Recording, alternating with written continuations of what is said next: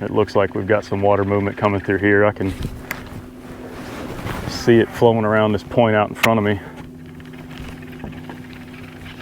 I'm not seeing a lot of bait, but there is water movement. So, and the water's pretty clean.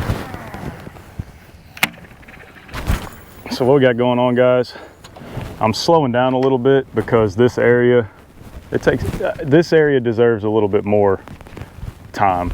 There's a big grass flat over here on my right that's real shallow, inches deep.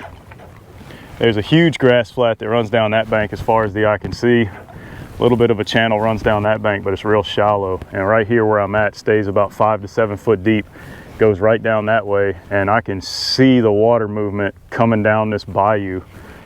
And all that's draining from all the marsh that's back that way going through here.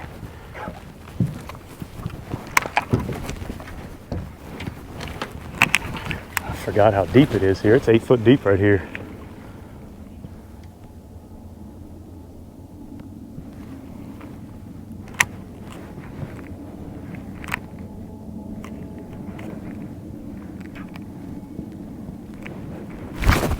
There he is. Okay. That feels like a decent fish too. Spot. Oh, that's a decent fish. I don't know what it is, but it's decent. Oh yeah.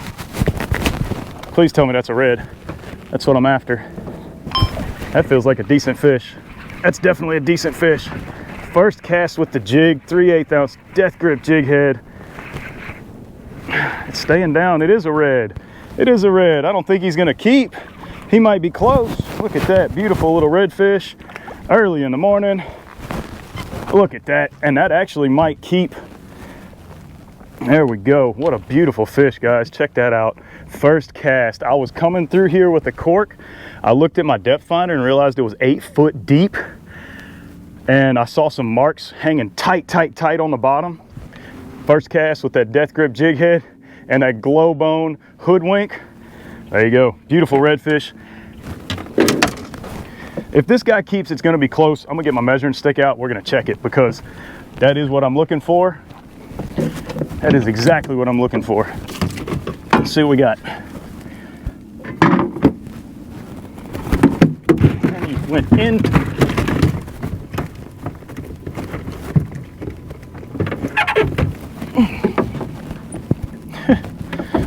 Oh, my tackle's going to be covered in slime now.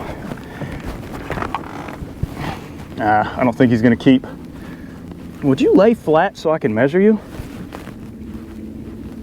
He is almost 17 and a half, so that is a keeper.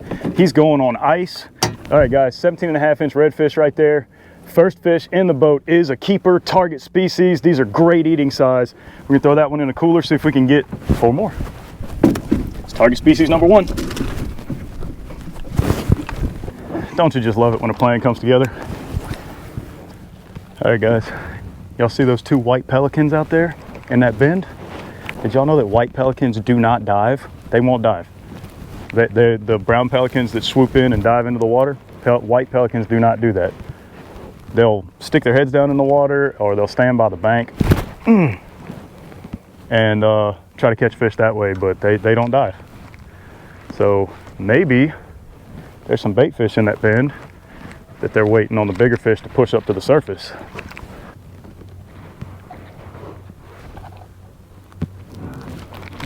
There he is. I was about to pick up the power poles and move, and I got a thump. Oh yeah, feels like a smaller than the last one, but it still feels like a decent fish. Trout maybe? Oh, he's staying down. Staying down, staying down. Bass, look at that. Look at that. That's a healthy bass too. There we go. I was literally reaching for the power pole to turn it off. I mean, to pick it up so I could drift from this little bend and a nice little marsh bass thump it. Not keeping those guys today, only looking for redfish. Get him back. Nice little spotted bass. See you, buddy. I think I literally had my hand on my remote about to move and felt the little thump. I'm telling you, they have a sixth sense. When you're not paying attention, you go to do something else, whatever, they hit it. That's just the way it is. Trolling motor on 5 just to barely creep against the wind. Jeez. These are the days when I do wish I had a lower profile boat. Well, see? Told y'all the wind was bad. It just knocked my camera over.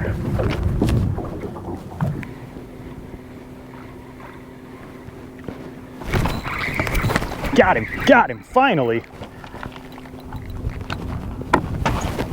Bass? Yeah, decent little bass. Whew. Guys, it's been a while in between bites, I ain't gonna lie to you. Nice, another nice little spotted marsh bass there. Not the target species, not a keeper. I mean, it is a keeper, but we're not keeping. On that Southern Salt hoodwink, on a spinner bait. Nice little spotted marsh bass. We're gonna get him back. See you, buddy. All right. Oh, man.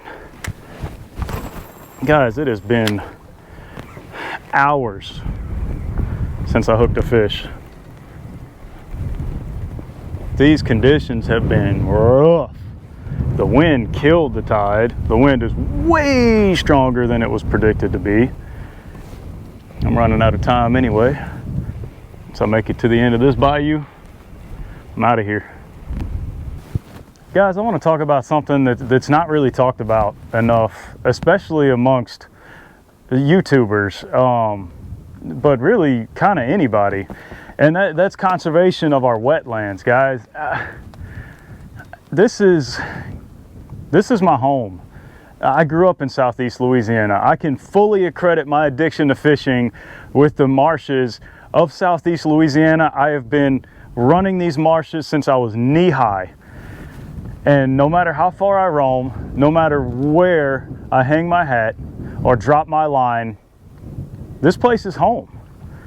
And the sad fact is that it's disappearing. It's disappearing way faster than nature can repair itself. And it's not just one person or one group's responsibility. And it kind of seems like people feel that way. Oh, you know, CCA's doing this and all these other people are doing that. And, you know, what impact can I make? And I get the mind frame because I'm standing in this massive marsh, thousands and thousands of acres as far as the eye can see, clean to New Orleans, way out there that you can see, maybe not in this GoPro, but I can see the high rise of New Orleans over my shoulder. And between me and there, it is nothing but marsh. And it's disappearing. Louisiana loses approximately 70 miles, square miles, of coastline every single year. Every year. That's crazy. The corals in the Caribbean all over the world are suffering because of warming seas. And that's all things that need attention, guys. But what about our backyard? What about where we spend our time? You drive past every day going to work. And you look forward all week to come out here with your friends and run these marshes and catch these fish and go home and say, hey, check out what I caught. You get to eat this now. It's delicious. And it's a good feeling that you get to cook and eat something that you got, that you didn't buy from a store. And I get that. That's wonderful. But there's little things that we can do to help. And if everybody does just a little bit, we can make a difference. We really can. So the next time you're out fishing and you're on them really good, do you really need to keep a limit? What's wrong with throwing some back? What's wrong with keeping enough for a couple of meals, maybe to last you a week until you can come back out here, and then putting the rest back and let somebody else come and catch it? What's wrong with releasing the really big fish, the guys that are healthy, mature breeding stock? I don't like to keep those fish anyhow. The only way I'm keeping them is if they're dying already, they're gill hooked or something like that. I prefer to keep the smaller fish. I believe they taste better. Another thing that you can do that is so simple, guys, is pick up your trash. I stopped on the side of this little bayou that I'm fishing to get out and talk to y'all, just because it feels good to stand in the marsh. I haven't done it in a while. And I literally found this. This is it's some type of vape package. Top bar vape. It's from like Halloween, and I just found it laying in the grass out here. So the next time you're running through the marsh and you see a bottle of empty water bottle floating, or a beer can or something like that, it doesn't take but 30 seconds to scoop it up with your net, throw it in your console, and throw it in the trash when you get back. Before you take off, before you get on a plane, just look around your boat. Is there any loose trash that you can stuff in your pocket, stuff under your seat, something so it doesn't blow out? You could save a life. Animals die every single day from getting caught up in trash, from eating stuff they can't, just because they think it's food. So they eat it and then they die. These are little things, guys. Little things we can help with. I'm not saying you got to go tomorrow and make a $10,000 donation to CCA, but teach somebody.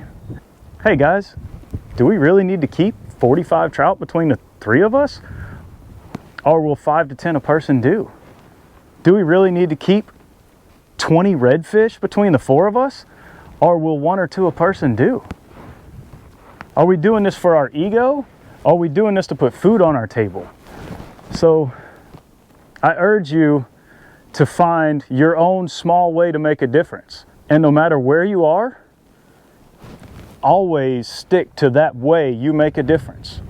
If I physically can get to it, I will never leave trash in the marsh. I will get out of my boat and get trash if I can. And I know that that's a small difference, but it could save a life. And if we all do that one little difference, it's an exponential difference.